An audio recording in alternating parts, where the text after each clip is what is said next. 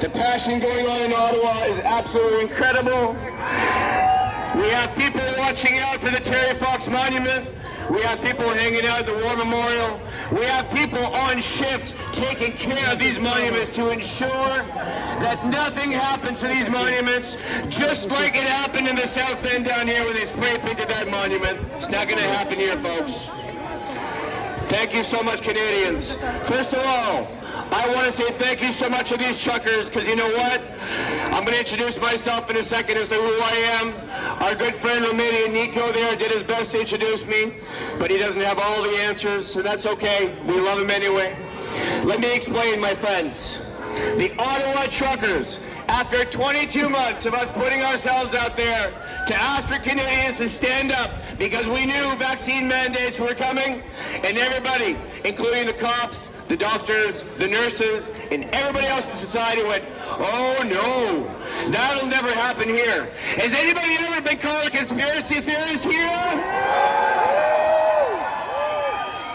Do you guys think you're a fringe minority with unacceptable views? I am a proud participant of being a fringe minority, and I love it. Let me introduce myself. My name is Lamont Daigle, and yes, I am the president of a civil rights association called the Line Canada.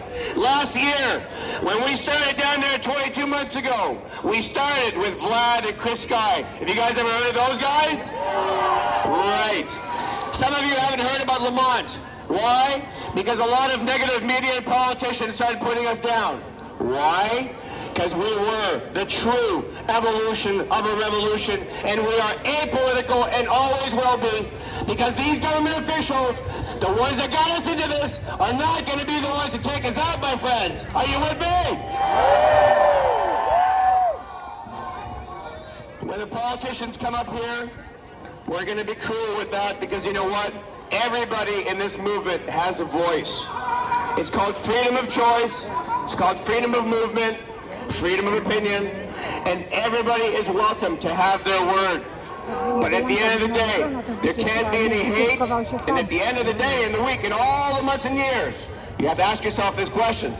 If you're going to stand up and say something about somebody else and libel and slander them, you got to have some damn proof. Because these people here demand proof.